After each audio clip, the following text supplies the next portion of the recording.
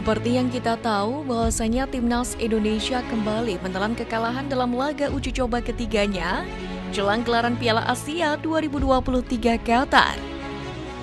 Atas dasar hal ini, kondisi Timnas Indonesia pun bisa dikatakan cukup mengkhawatirkan menjelang tampil di Piala Asia 2023. Sebenarnya dari 3 laga uji coba yang telah dijalani Sintayong, sejatinya telah memberikan kesempatan bermain untuk banyak pemain.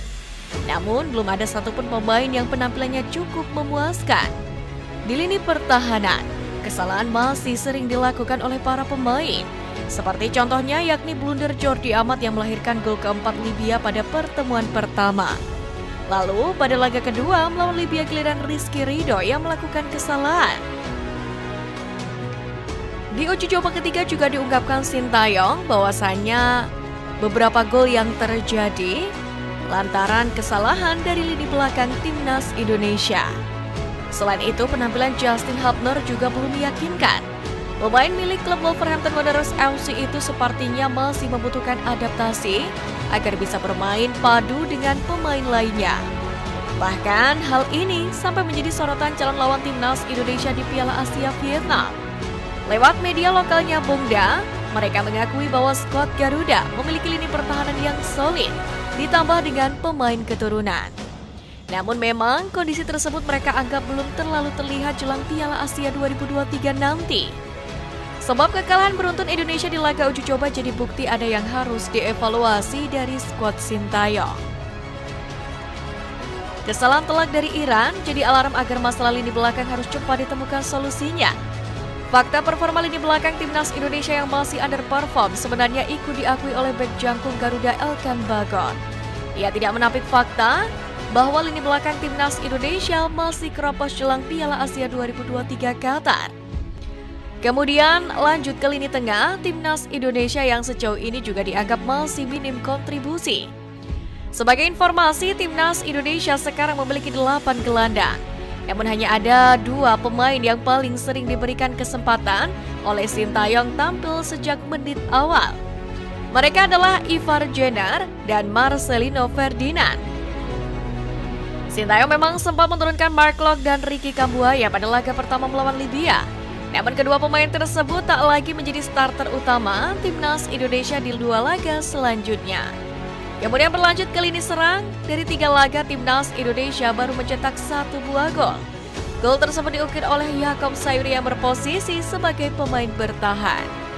Padahal Timnas Indonesia saat ini memiliki 5 striker, adalah Hoki Caraka, Ramadan Sananta, Dendi Sulistiawan, Dimas Draja, dan Rafael Struijk. Namun belum ada yang dapat mencetak gol. Hal ini sebenarnya sudah menjadi perhatian Rafael Struijk. Karena itu dalam setiap latihan, ia mengaku terus mengasah kemampuan dan ketajamannya. Ia pun optimis saat Piala Asia dimulai bisa memberikan kontribusi maksimal. Lebih dari itu, penyerang Timnas Indonesia Rafael Struijk yakin mampu menjawab keraguan publik terkait daya gedor tim merah putih di Piala Asia 2023 Qatar pada 12 Januari sampai dengan 10 Februari mendatang. Menanggapi deretan pekerjaan rumah tersebut di sisa waktu yang ada ini, pelatih Korea Selatan fokus pertama untuk membenahi kesalahan di lini belakang Timnas Indonesia. Selain masalah pertahanan, Sintayong juga fokus membenahi sistem serangan. Pasalnya ketiga lawan di grup D memiliki kualitas lebih baik dari Timnas Indonesia. Untuk memaksimalkan kesempatan saat jumpa tim kuat, Sintayong ingin mengasah serangan balik. Dirinya juga ingin Timnas Indonesia bisa mengkonversi peluang dengan lebih baik. Tentu tujuannya untuk mencapai target minimum Timnas Indonesia pada turnamen ini, yaitu menembus babak 16 besar. Dalam hal ini, bek Timnas Indonesia Elkan Bagot optimis, skuad Garuda masih memiliki asa di Piala Asia 2023. Dia menegaskan bahwa semua pemain masih optimis bisa memberikan perlawanan sengit di ajang tersebut. Dalam hal ini pula, ia menegaskan bahwa hasil pertandingan melawan Iran tidak bisa jadi tolak ukur persiapan Timnas untuk Piala Asia.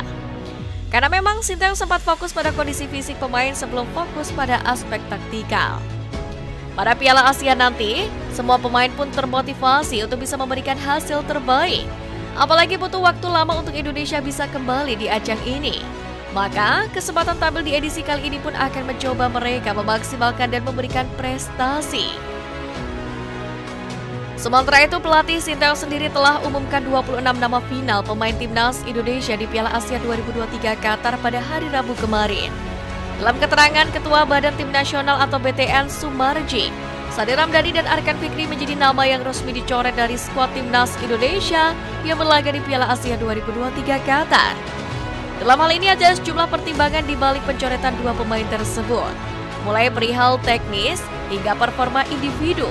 Di sektor sayap, Sade Ramdhani nampak kalah bersaing dengan Witan Sulaiman dan Egy Maulana Fikri. Sementara Arkan yang berposisi sebagai gelandang sulit menggeser Ivar Jenner, Mark Locke, Marcelino Ferdinand, dan Ricky Kambuaya. Dengan ini ada Malis yang sebelumnya dicoret dipastikan masih bersama timnas Indonesia. Sementara itu, melihat kondisi timnas saat ini, penggemar sepak bola Muhammad Kusnaini mengaku masih merasa optimis dengan peluang timnas Indonesia di Piala Asia 2023. Terutama kelolosan mereka ke babak 16 besar ajang tersebut.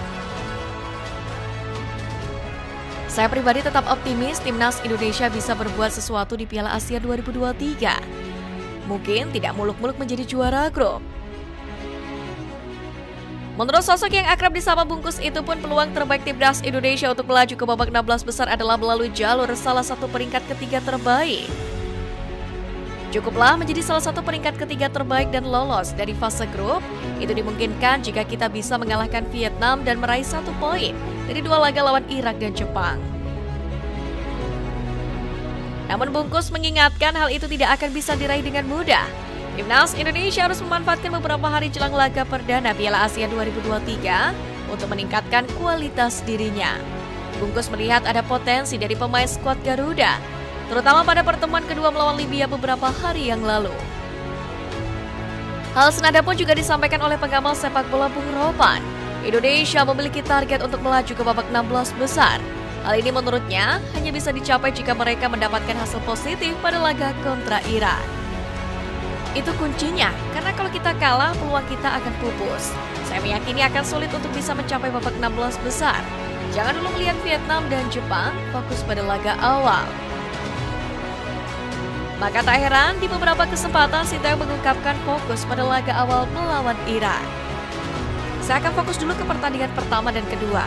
Jadi pertandingan ketiga melawan Jepang, itu mungkin setelahnya baru saya akan fokus juga. Menarik untuk menantikan kejutan yang akan dimainkan oleh STY di Piala Asia edisi kali ini.